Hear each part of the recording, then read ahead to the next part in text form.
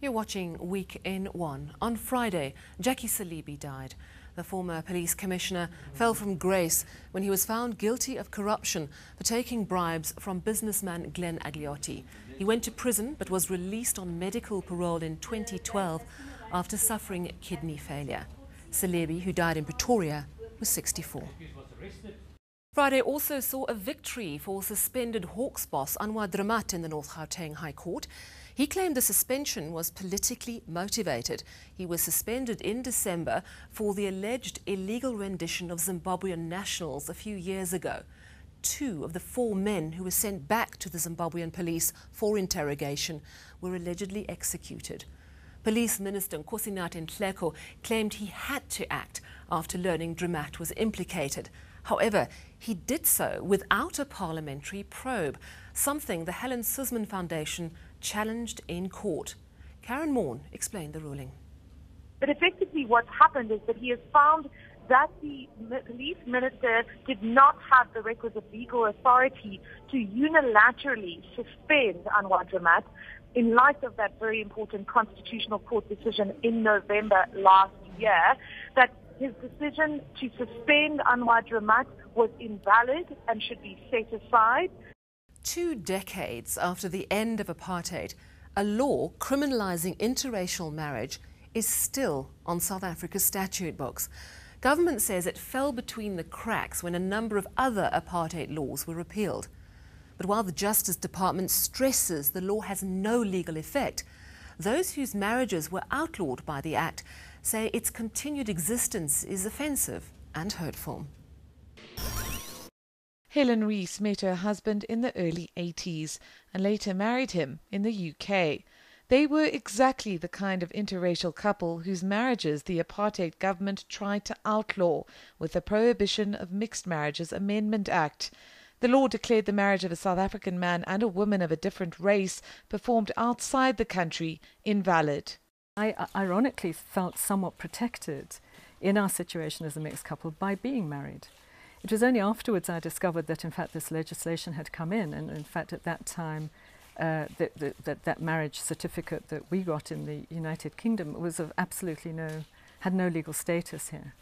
Rees and her mixed-race family faced legal persecution, struggling to find a home where they could all live. To know that the law that enabled that persecution still has not been repealed is hard to accept.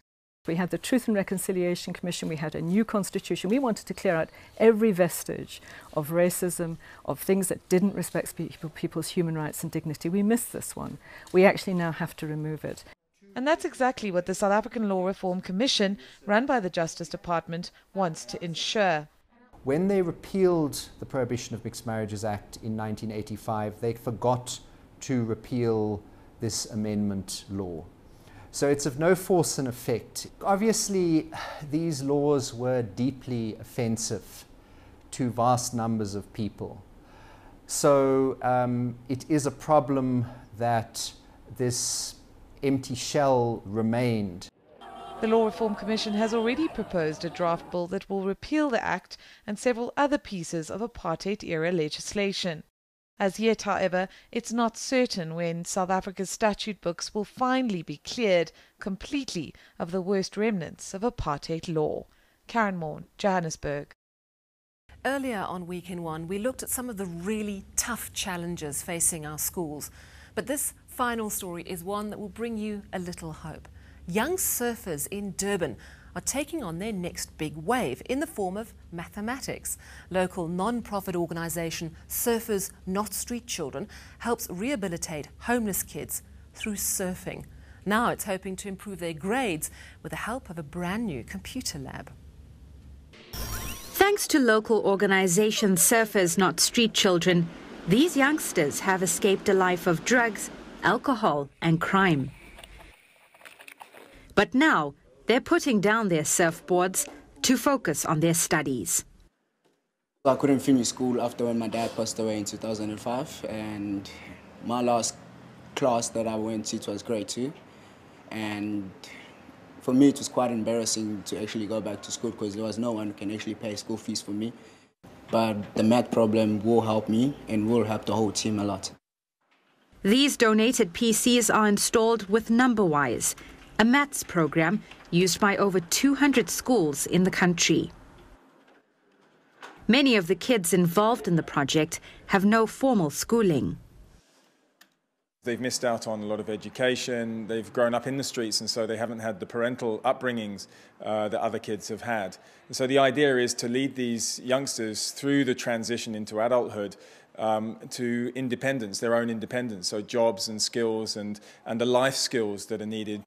With KwaZulu-Natal's dismal matric pass rate in maths and science, it's hoped initiatives like these will address the problem early on. Judith Subin, Durban. From looting on the streets of Soweto to street kids surfing their way to a better future. That's your Week in One. Take care and have a great week.